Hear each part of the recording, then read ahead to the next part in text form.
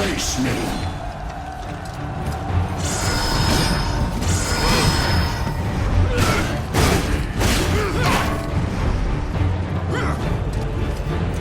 Die, monster! You don't belong in this world.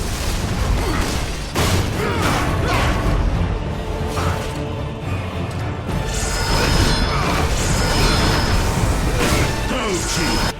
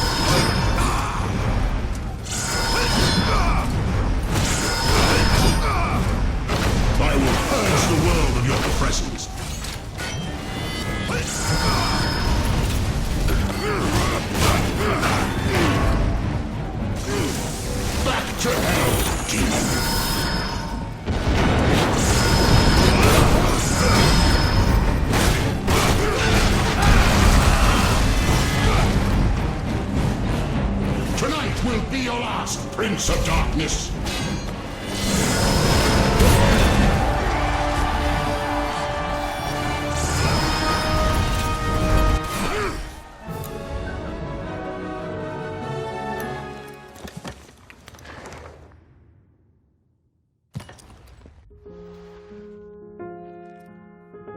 My power is absolute.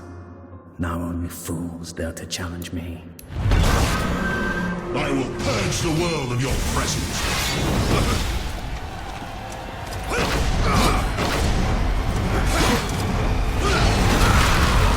You are going to die.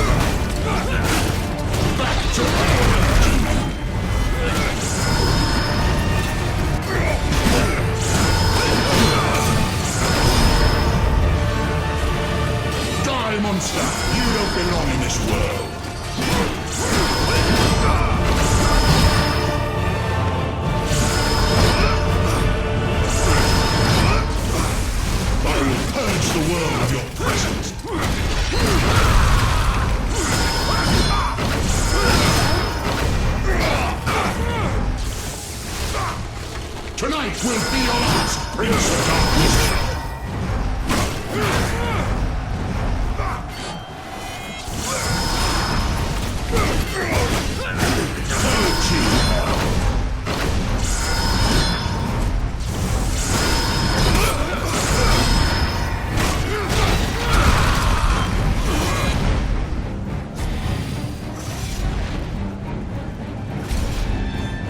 You're going to die!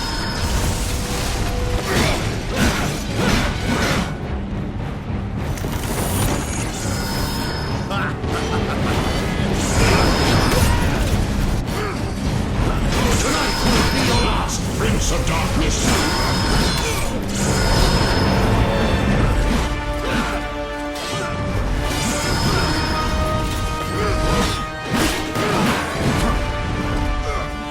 The stench of your soul is disgusting!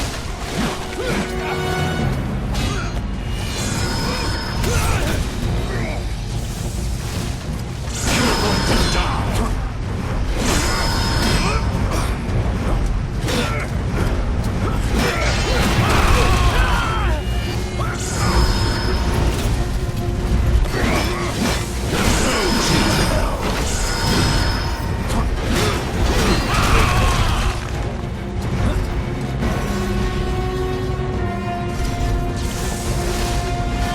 Going to die.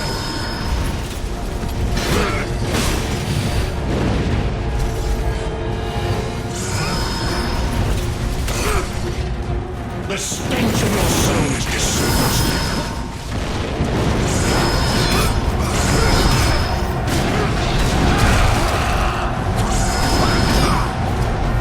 Tonight will be your last, Prince of Darkness.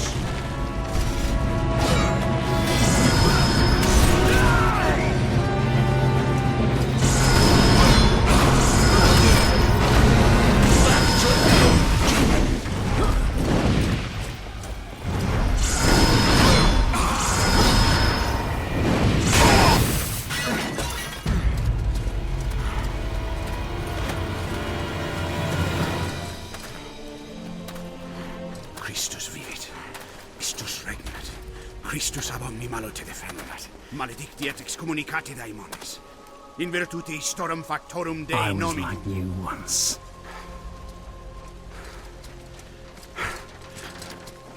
But your God showed me another path. Messias. Emmanuel. Soter. Salahot. Agios. Inkyros. Athanatos. Jehovah. Adonai. That's why the power of your God cannot destroy me. Because I am his chosen one. Ubi fuerunt haec nomina et digna Dei. Precipimus vobis, atque legamus vos ut non habietus. Ut statum per pestem, nec per aliquod. Quodamque maleficium nocere incantationem neque in anima nec in corpore.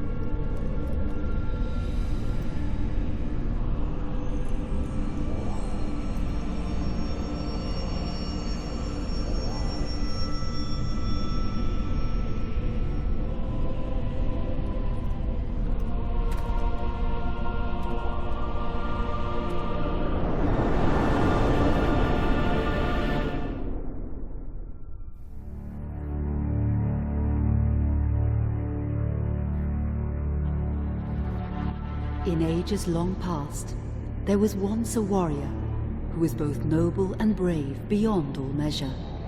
His deeds of heroism and skill in combat were legend. His name was whispered within the hallowed halls of men for countless generations. Yet now his name is lost. Lost in the mists of time forever.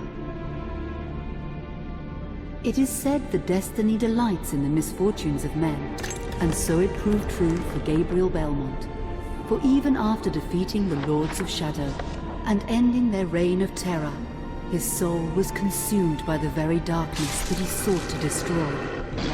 As that ancient prophecy foretold, whosoever defeats the Lords of Shadow will sit upon their throne to rule as the Prince of Darkness.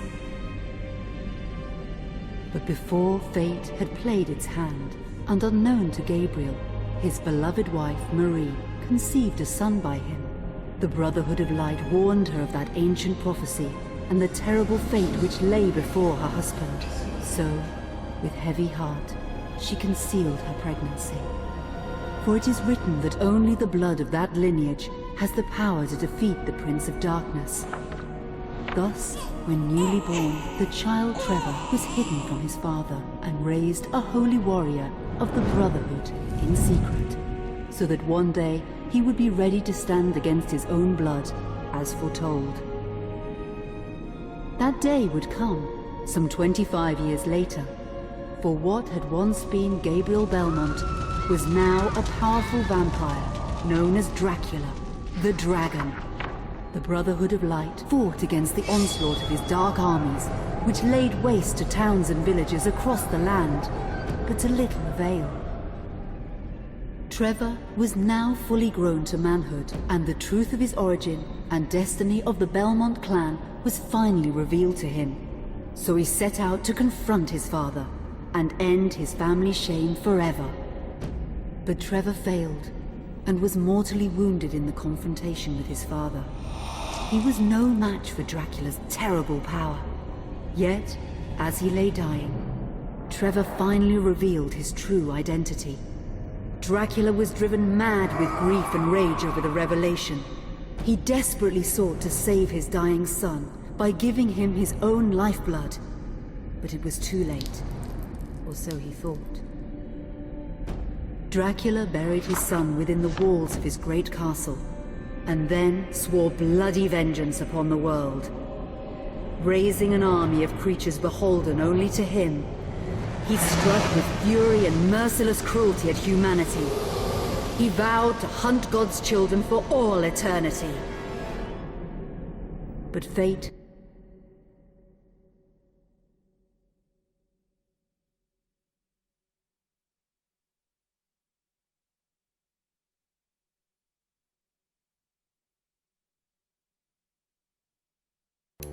still had one last card to play. Dracula's blood had power, and that power now coursed through the veins of his dead son, slowly reviving him over many years, until one night he emerged once more into the world, not as a man, but as a creature like his father. What had once been Trevor Belmont was now gone forever. He was now a vampire like his father. Though he swore that he would not be like him, he would take the name Alucard. He would be a force for good, opposing his father's capacity for evil. In that very moment, Alucard swore to destroy Dracula. But fate had something else in mind. Meanwhile, Trevor's own son grew into a fearsome warrior with a reputation that far exceeded even that of his illustrious father. Simon Belmont knew little of his own lineage, nor his importance in the events to come.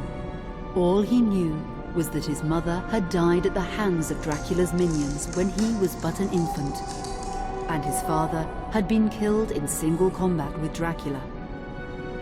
Found and raised by the people of White Mountains, Simon had but one purpose in life: to destroy Dracula for the murder of his parents.